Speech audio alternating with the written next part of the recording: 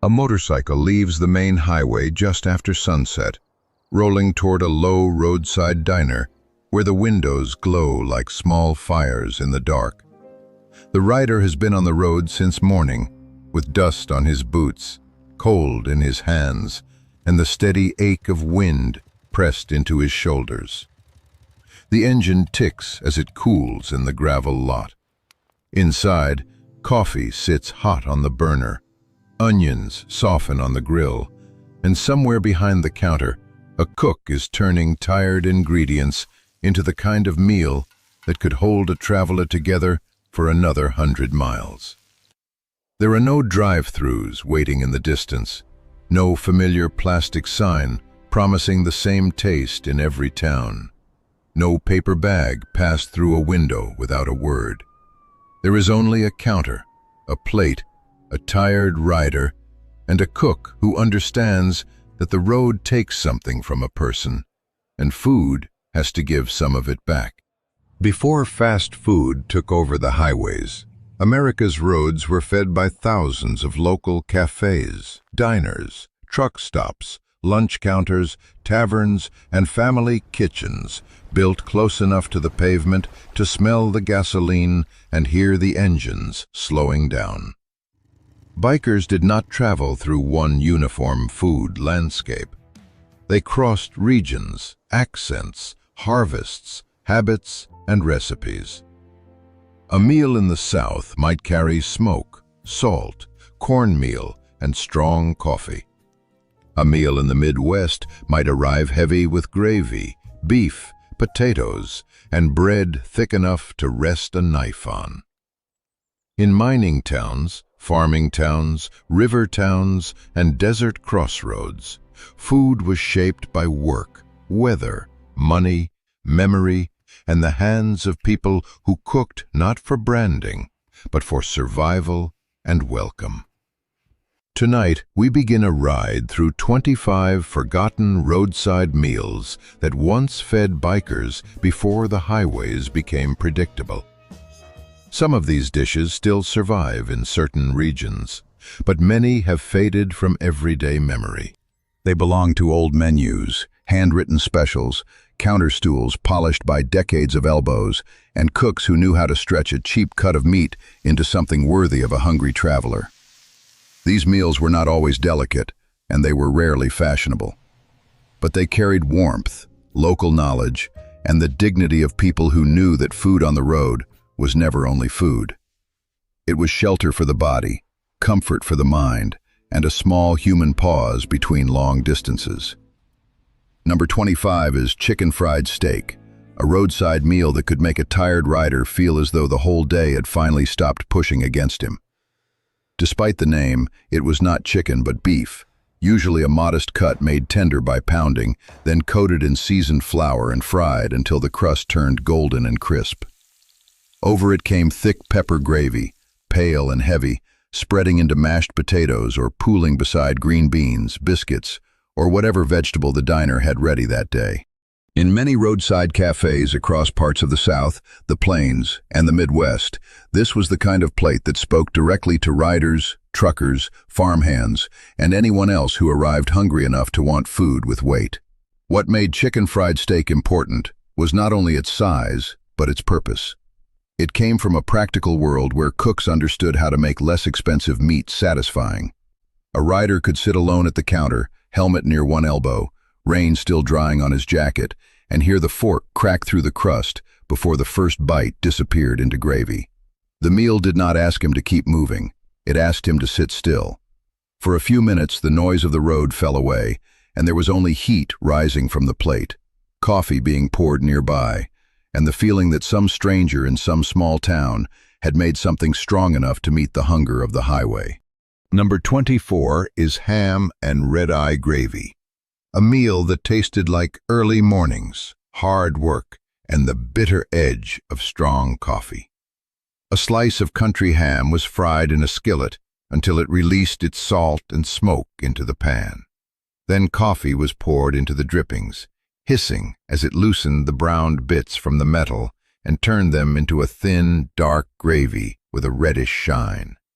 In some parts of the American South, It appeared beside biscuits, grits, eggs, or fried potatoes, and for a biker leaving before sunrise, it was less like breakfast and more like a signal that the day had begun, whether the body was ready or not.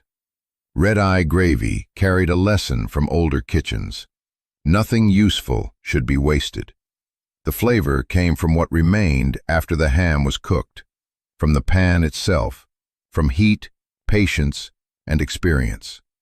It was not a soft or gentle dish.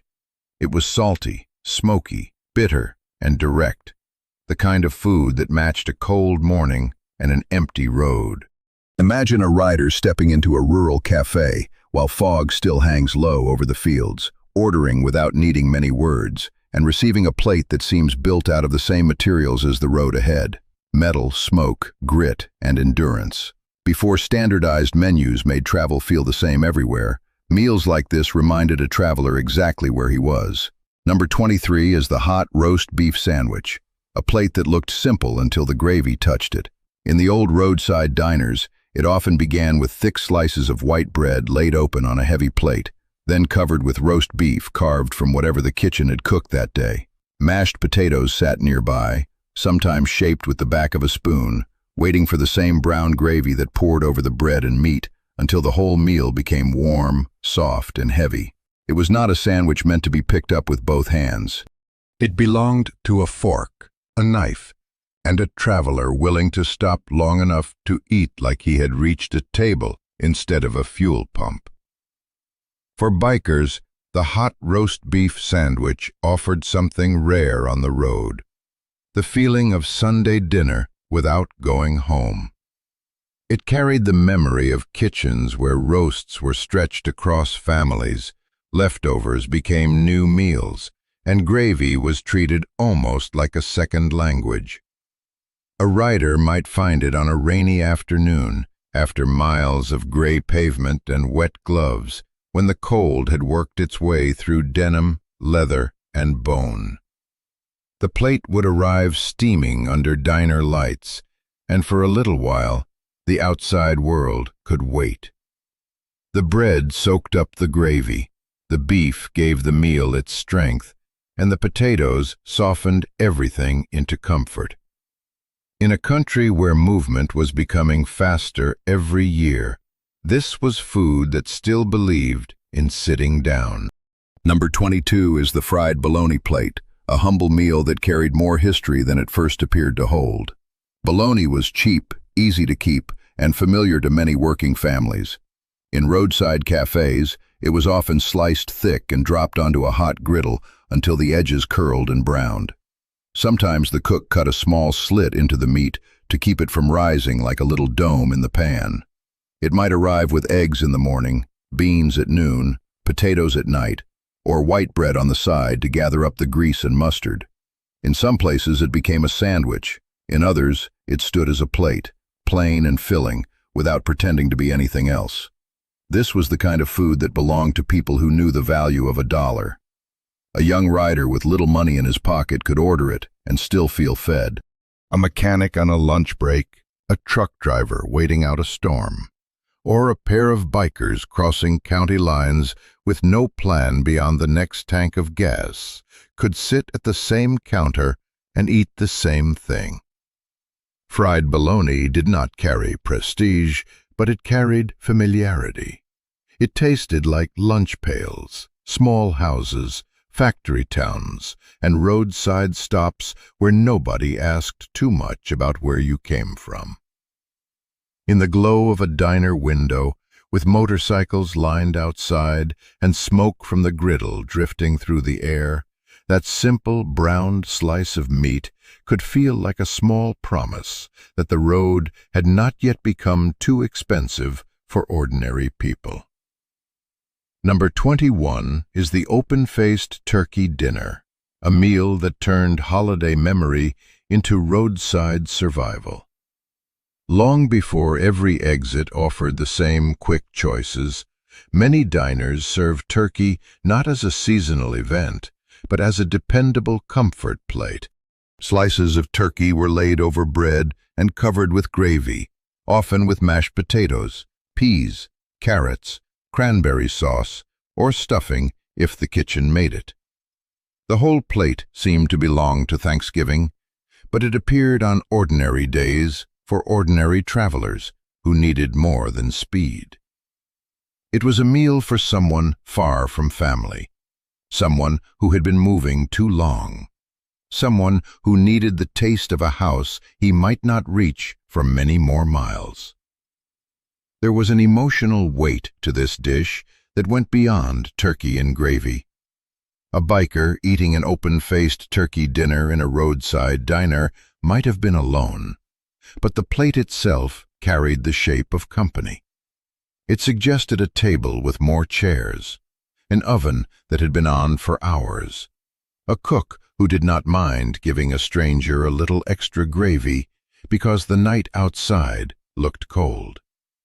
Food like this softened the loneliness of travel. It reminded people that even on the edge of a highway, even among oil stains, cigarette smoke, jukebox songs, and cracked vinyl stools, there could still be tenderness. Fast food would later learn how to feed people quickly, but meals like this knew how to make distance feel less empty. Before we ride farther down the list, it is worth pausing with these first plates and remembering what they had in common. They were not designed to look perfect in photographs. They were not engineered to taste identical from coast to coast. They came from skillets, ovens, steam tables, and hands that worked with what the region had, what the customers could afford, and what the road demanded. A biker might remember a curve in the highway, a dangerous crosswind, a stretch of rain, or a long hill at dusk. But often he remembered the meal, too, the gravy, the coffee, the waitress calling him honey or mister, the way a town tasted before he ever learned its name. Number 20 is country ham breakfast, the kind of morning meal that did not ease a rider into the day so much as push him firmly toward it. Country ham was cured with salt and thyme, sometimes smoked, sometimes aged, until its flavor became deep, sharp, and powerful. On a roadside breakfast plate, it might arrive beside eggs, biscuits, grits, fried potatoes, or a small bowl of gravy. The ham itself was often thin but intense, carrying enough salt to wake up every sense after a short night of sleep in a motel or under uncertain shelter. For riders who had miles to cover before noon, it offered a kind of edible discipline, strong food for a hard road. The meaning of country ham came from preservation. Before refrigeration became common everywhere, curing meat was knowledge passed through families, farms, smokehouses, and local traditions. By the time it reached a roadside plate, it carried more than flavor. It carried the memory of people preparing for winter, using salt and patience to protect food from spoilage, and trusting inherited skill rather than convenience. A biker may not have thought about all of that while cutting into it at 6 in the morning, but the knowledge was there inside the meal. The salt, the smoke, the firmness of the meat, the biscuit broken open beside it, all of it belonged to a world where food had to endure, just as travelers had to endure. Number 19 is the pork tenderloin sandwich, a roadside giant that could make the bun look almost like an afterthought. In parts of the Midwest, especially in states where pork farming shaped local tables, a tenderloin was pounded thin until it spread wide, then breaded and fried until crisp at the edges and golden across the surface. When it was placed on a small round bun with pickles, onions, mustard, or lettuce, the meat often stretched far beyond the bread, hanging over the sides like a map of hunger too large to fold neatly. For bikers moving through small towns and county roads, it was the kind of meal that announced itself before the first bite. There was pride in that sandwich. It did not come from a corporate test kitchen or a national campaign. It came from regional habit, local farms, and cooks who understood that travelers liked food with a story attached to its size. A rider could stop at a tavern, a cafe, or a roadside stand and find a tenderloin sandwich that felt different from the one in the next town. One might be thin and crackling, another thicker and juicier, another seasoned with a hand that had done the same work for decades. It was food made by repetition, not automation. The cook knew the sound of the meat hitting the fryer. The customer knew to turn the plate carefully before lifting the sandwich. And for a few minutes, the road became secondary to the quiet contest between appetite and abundance. Number 18 is the Beef Manhattan, a meal with a name that sounds urban, but a soul that belongs to the heartland. It was usually built from sliced roast beef laid over bread, then covered with mashed potatoes and brown gravy until the entire plate became one warm, soft landscape. Some versions may have used leftovers from a roast, while others came from diners that prepared beef specifically for lunch and supper crowds. Despite the name, it became especially associated with Midwestern comfort cooking, the kind of food that made sense in places where winters were long, work was physical, and travelers needed meals that stayed with them. For a biker, the Beef Manhattan was not elegant road food. It was practical, heavy, and forgiving. The bread disappeared into gravy. The potatoes thickened everything. The beef gave the plate its center. If rain had soaked a rider's cuffs or cold air had stiffened his fingers, this was the kind of meal that seemed to warm from the inside outward. It also showed how roadside cooking often blurred the line between restaurant food and home cooking. Nothing about it felt distant from a family kitchen. It was the kind of dish a cook could assemble quickly for a lunch rush, yet it carried the mood of a meal made from yesterday's patience. Before highways became lined with identical signs, a traveler could still find dishes like this waiting in towns that understood hunger without needing to advertise it. Number 17 is cornbread and beans, one of the plainest meals on the old road, and one of the most meaningful.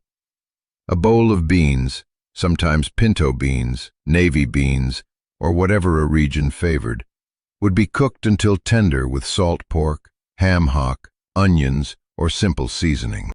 Beside it came cornbread, yellow or white, sweet in some places and not sweet at all in others, baked in a pan or skillet until the edges turned firm and browned.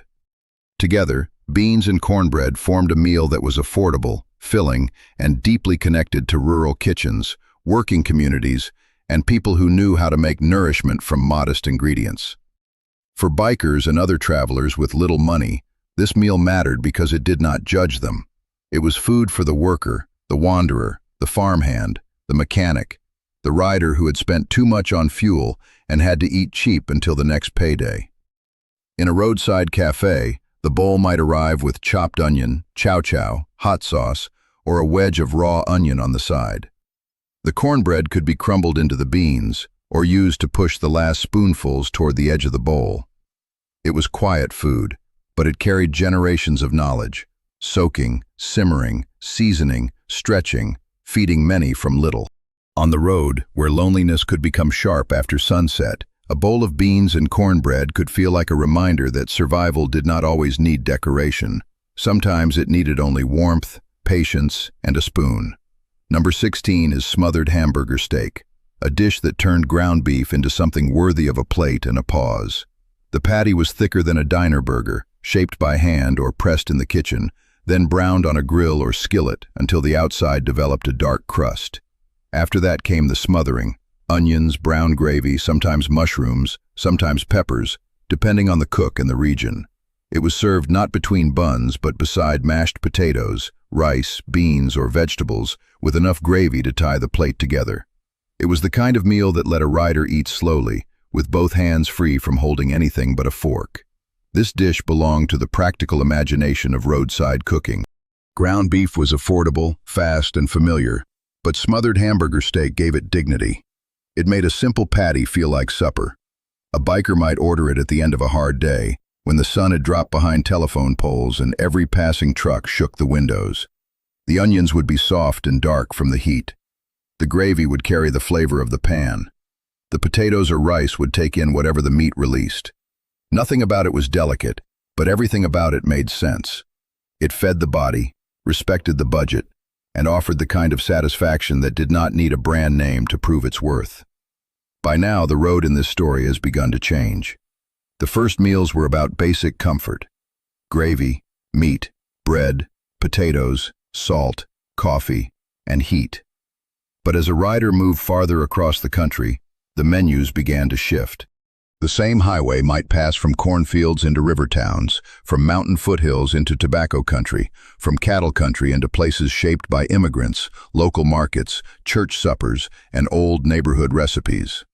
Before the same fast food signs appeared everywhere, geography had flavor. A rider could taste where he was. The meal did not just fill him, it located him. Number 15 is Cincinnati chili, a dish that could surprise anyone expecting a bowl of ordinary chili from a roadside stop. In and around Cincinnati, chili developed into something distinct: a spiced meat sauce often served over spaghetti, then covered with shredded cheese, onions, beans, or combinations known locally by different ways. Its flavor may carry notes of warm spices that set it apart from the chili styles travelers found elsewhere. For a biker passing through Ohio or nearby regions, it could feel strange at first glance, almost like the road had turned a corner into a food language he did not yet understand. That unfamiliarity was part of the gift. Roadside eating once asked travelers to meet places on their own terms. A rider did not always get what he expected. Sometimes he got a plate that made him pause, look around, and realize that the people in this town had been eating this way for years with complete confidence. Cincinnati chili was not trying to be Texas chili, diner chili, or campfire chili. It belonged to its own community history, shaped in part by immigrant food traditions and local taste. Sitting at a counter with spaghetti under chili and cheese piled high, a biker learned something without being lectured. He learned that American road food was not one thing. It was many roads, many kitchens, many memories, all waiting under different signs. Number 14 is the Kentucky Hot Brown, a meal that carried the richness of a hotel kitchen into the wider world of diners, cafes, and regional roadside menus. It was usually made as an open-faced sandwich with turkey, toast, tomato, bacon, and a creamy sauce, baked or broiled until the top browned and the plate seemed to glow under the heat. Though it is closely associated with Louisville and the Brown Hotel, its spirit traveled beyond one building because travelers remembered it. A biker who found a version of it along the road was not just eating turkey and sauce. He was eating something that felt almost ceremonial, something too heavy and too generous to be rushed. What made the hot brown different from an ordinary roadside plate was its sense of occasion. It turned leftover turkey into comfort, but with a richer hand than most highway food.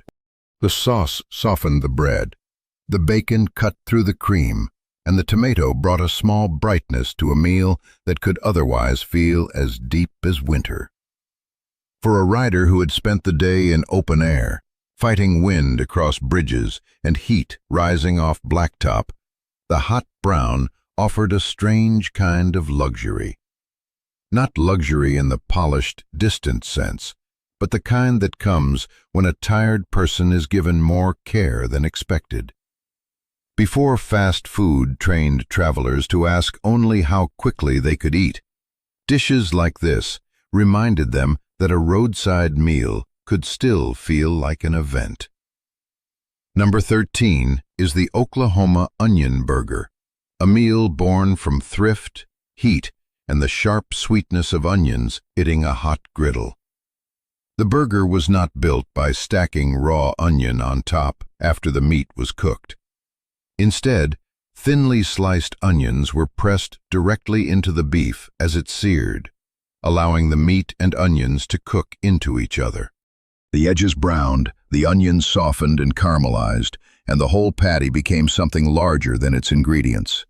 In some accounts, this style became especially meaningful during hard economic times, when onions helped stretch meat further while adding flavor. By the time bikers and highway travelers found it at diners and small-town counters, it had become more than a budget trick. It was a regional identity on a bun. For a rider, the onion burger was perfect road food because it carried both speed and soul.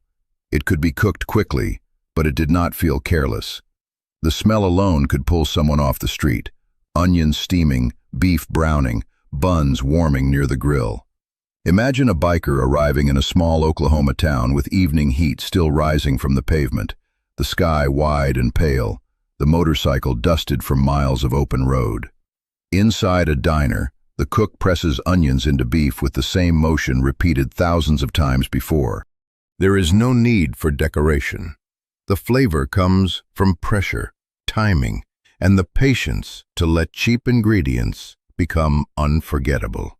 It was a reminder that roadside cooking did not always need abundance.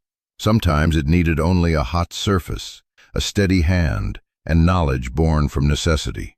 Number 12 is the Louisiana rice and gravy plate, one of those meals that sounds simple until you understand how much skill lives inside the gravy.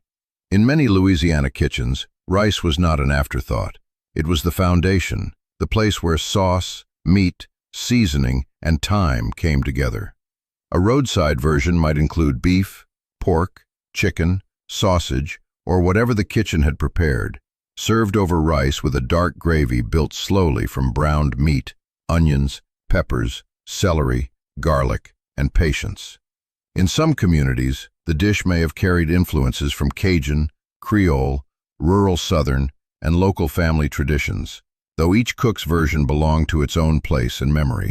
For a biker passing through Louisiana, rice and gravy could feel like entering a different rhythm of the road. The meal did not shout. It simmered. It carried heat, depth, and the kind of flavor that comes from staying near the pot and knowing when to scrape the bottom, when to add liquid, when to lower the fire, and when to let the food speak for itself. A tired rider might sit in a cafe near a bayou road, a farming parish, or a town where the air felt heavy with humidity, and receive a plate that seemed to hold the landscape in it. Rice caught the gravy. Meat carried seasoning.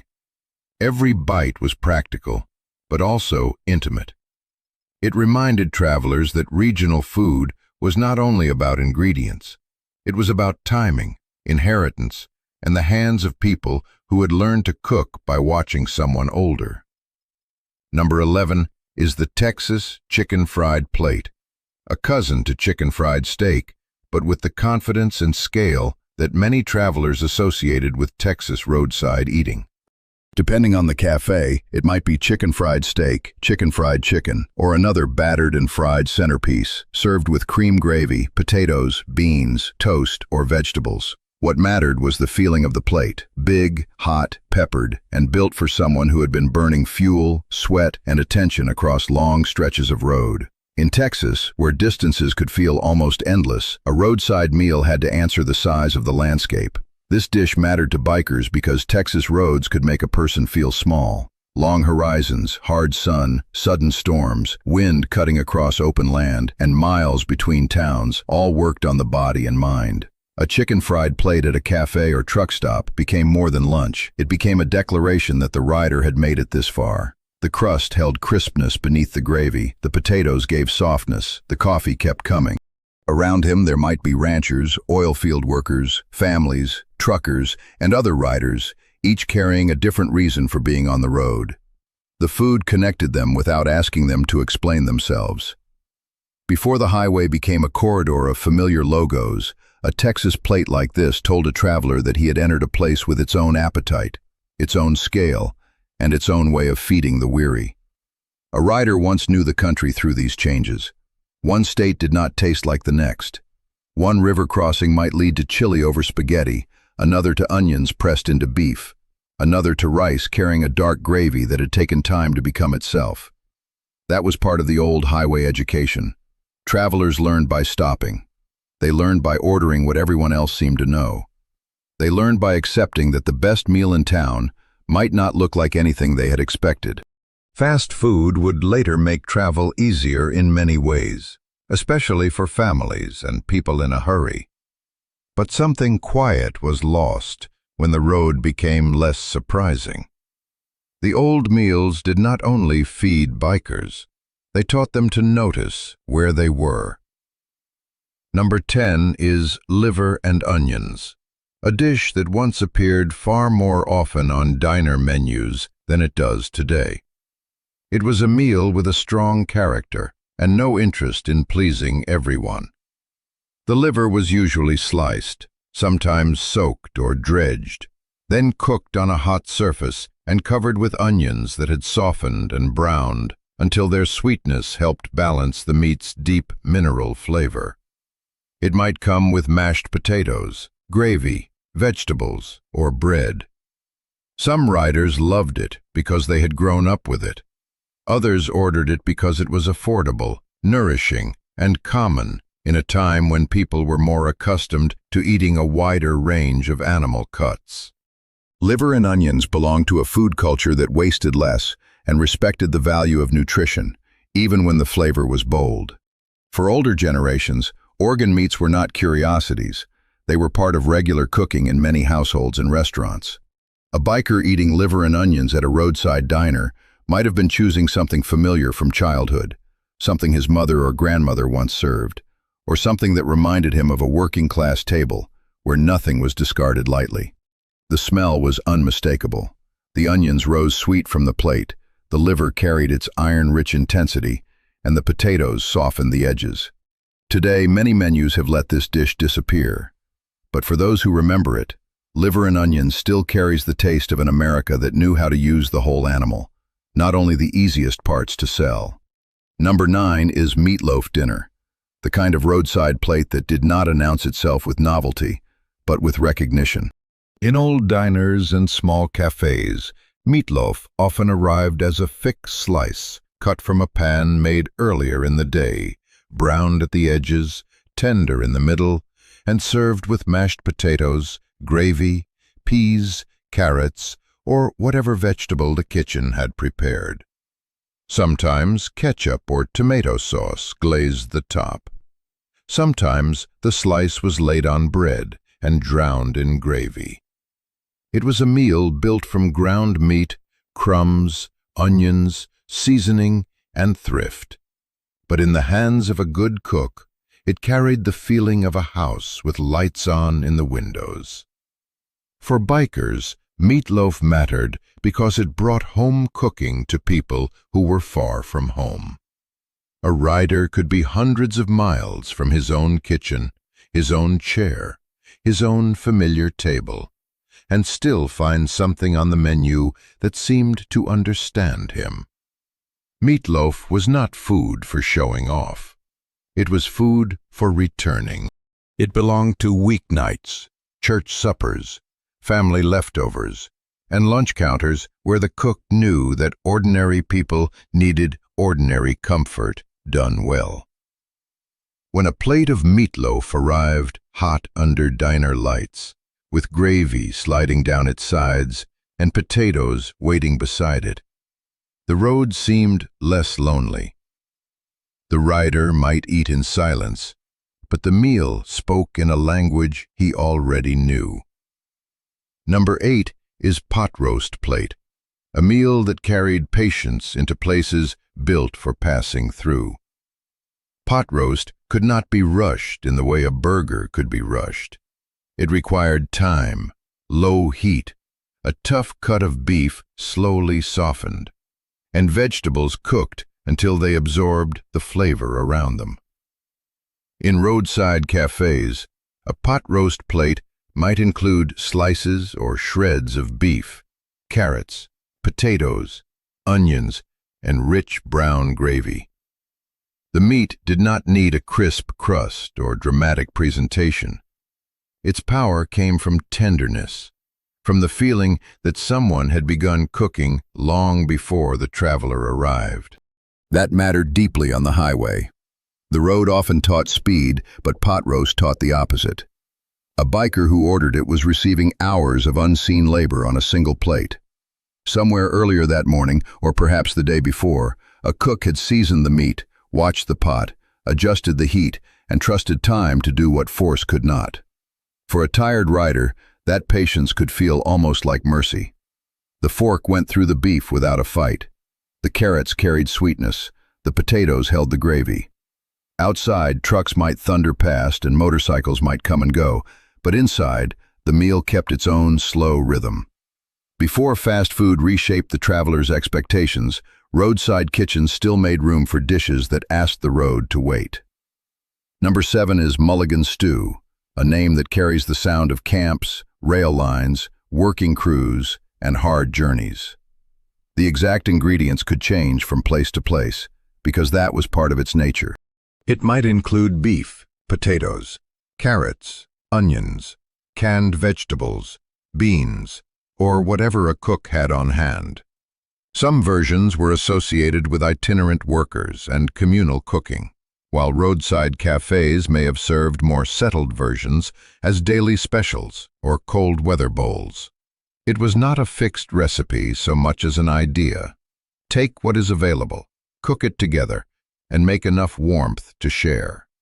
For bikers, Mulligan stew represented one of the older truths of road life. Travel often depends on improvisation.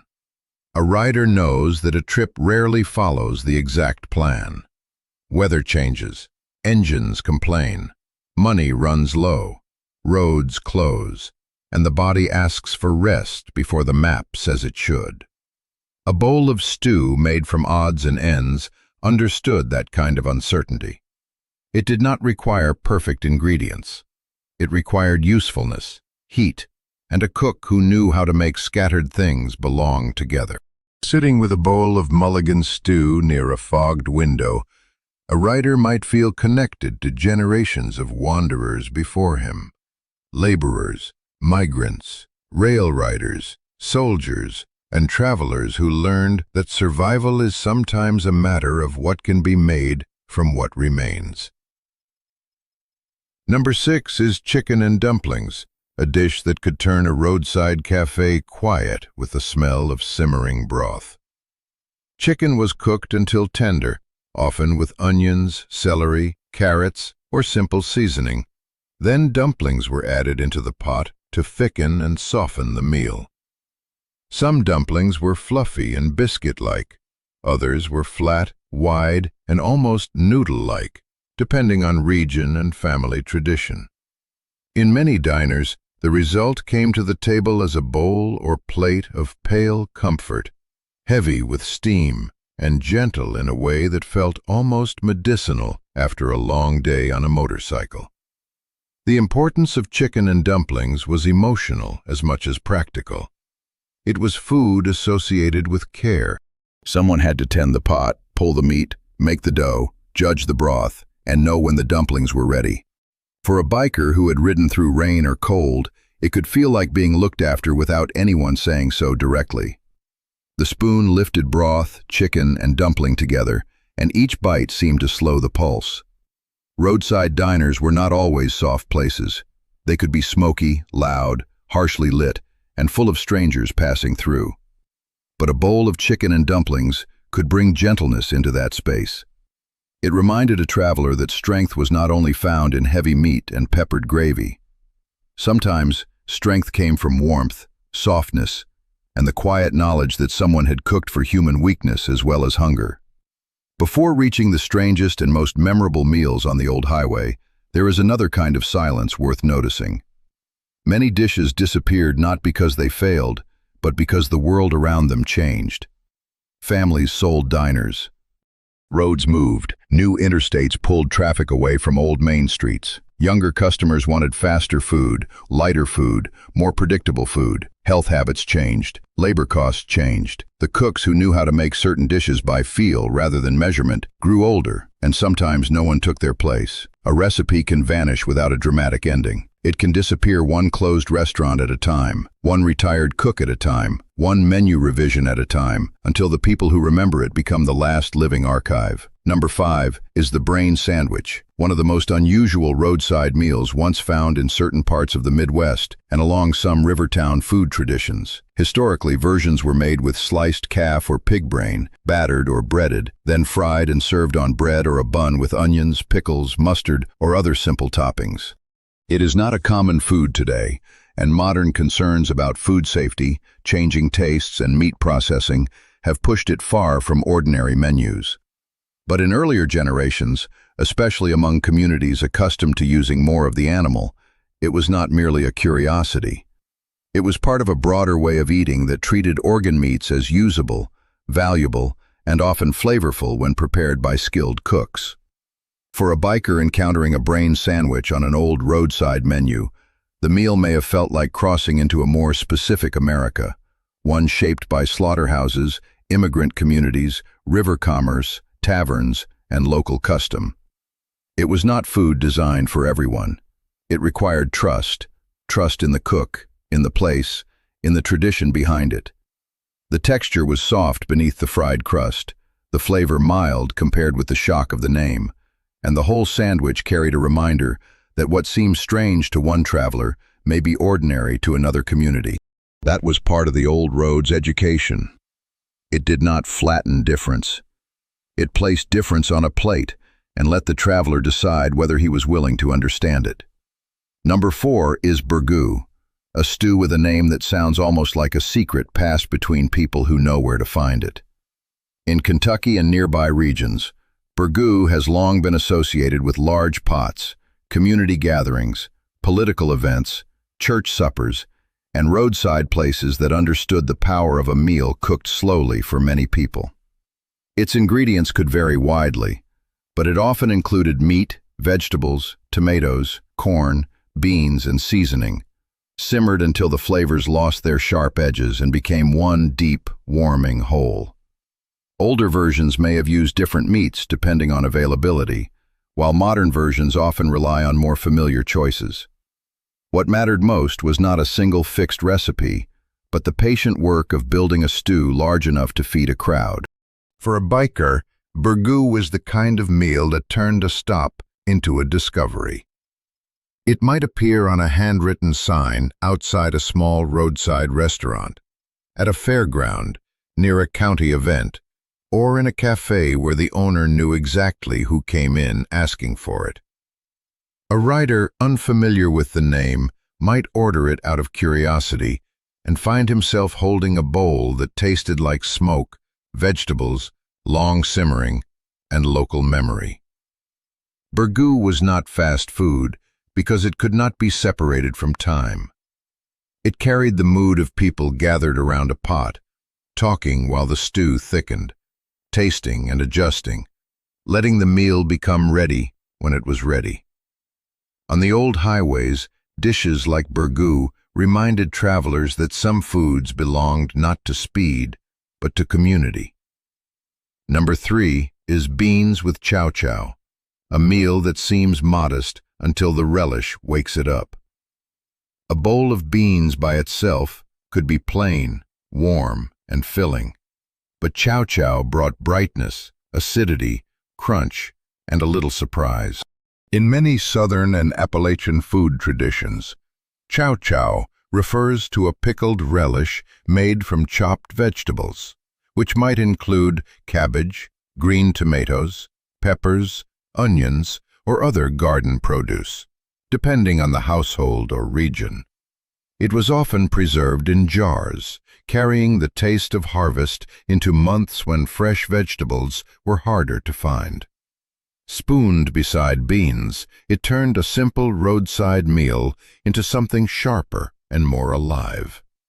For riders, beans with chow chow belonged to the same world as cornbread, ham hocks, onions, and hot coffee. But it carried an extra layer of memory. The relish spoke of gardens, canning days, kitchens warm with vinegar steam, and families preparing for seasons ahead. A biker eating it at a small cafe might not know whose recipe shaped the jar, but he could taste the care in it.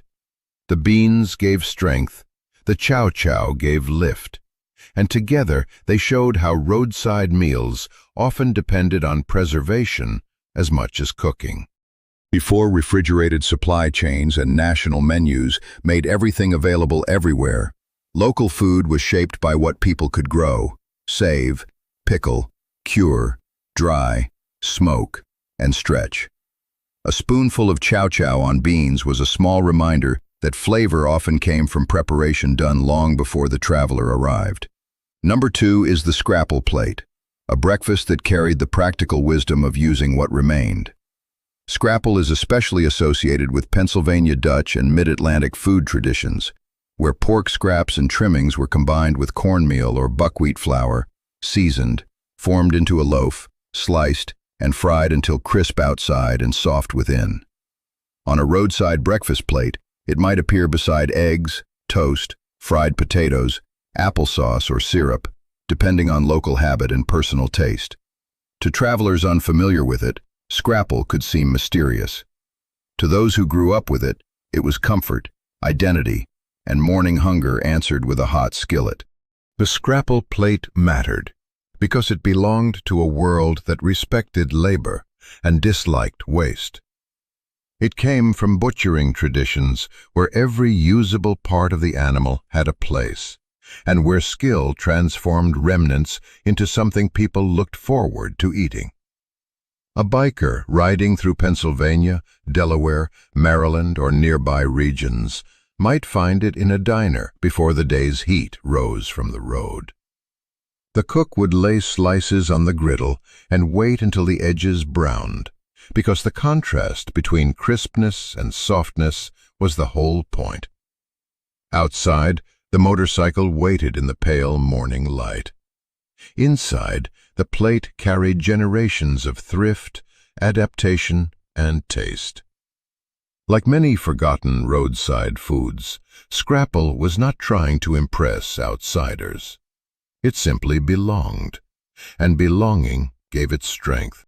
And now we come to number 1, not because it was the rarest meal, or the strangest, or even the most beautiful on the plate, but because it may have represented the entire world of roadside eating before fast food changed the highway forever. Number 1 is the Blue Plate Special. It was not one dish, but a promise. In diners, cafes, lunch counters, and roadside restaurants across the country, the Blue Plate Special usually meant a complete meal offered at a fair price, often changing by the day. It might be meatloaf on Monday, pot roast on Tuesday, chicken and dumplings when the weather turned cold, liver and onions for the regulars, or fried fish if the cook had it. The name mattered less than the trust behind it. A traveler could walk in, ask for the special, and receive whatever the kitchen believed was worth serving that day. For bikers, the Blue Plate Special was the old highway in its purest form. It asked the rider to surrender a little control and accept the place as it was. The meal came from the town, the season, the cook, the morning's work, the leftovers that could be honored, and the ingredients that made sense nearby. It might arrive on a divided plate, with meat in one section, vegetables in another, potatoes or bread holding the rest together. It might come with coffee, pie, or a short conversation at the counter. It was ordinary, but ordinary in a way that feels rare now. It carried the dignity of daily life. The Blue Plate Special also represented the relationship between traveler and cook. The biker did not need a glowing national sign to know what he was getting. He needed only the confidence that this small restaurant had fed people before him and would feed people after him. The cook did not need a script. The waitress did not need to recite a brand-approved greeting. The menu did not need to be identical to a menu 3 states away. Everything depended on human judgment. What was good today? What could be made well? What would satisfy someone who had been working, driving, riding, waiting, worrying, or wandering since morning? That world has not entirely vanished, but it has become harder to find. The motorcycles still move across the highways. Wind still crosses the fields. Rain still gathers on the shoulders of riders. Engines still cool in gravel lots. But many of the meals that once waited beside the road now survive in fragments. Old menus folded in drawers. Stories told by retired truckers. Family recipes written in fading ink. Diners still standing on bypassed roads. And memories of plates set down under warm lights after a long, hard ride. Fast food brought convenience, predictability, and a kind of comfort of its own. For many travelers, it made the road easier. But before the highway became so familiar, eating on the road required attention. A biker had to look for the glowing window, the hand-painted sign, the crowded parking lot, the cafe where locals seemed to know what to order. Every stop carried risk, but also possibility. The meal might disappoint, or it might become the thing he remembered for the rest of his life. Those forgotten roadside meals remind us that travel was once slower in spirit, even when engines were loud and riders were restless. Food marked the distance. Gravy, coffee, onions, beans, cured ham, fried crust, simmered stew, and daily specials told travelers where they were and who had fed them. Behind every plate stood people with knowledge, cooks who rose before dawn, families who kept small businesses alive, farmers and butchers and bakers and servers whose labor reached the counter in quiet ways. A rider leaving one of those old diners did not carry only a full stomach. He carried the warmth of the room, the smell of the grill, the voice of the waitress, the scrape of a fork on a thick plate, and the feeling that somewhere along a lonely road, a stranger had made room for him. That is what these meals protected. Not just appetite, but connection. Not just tradition, but memory. Not just food beside the highway, but the human presence that once made the highway feel alive.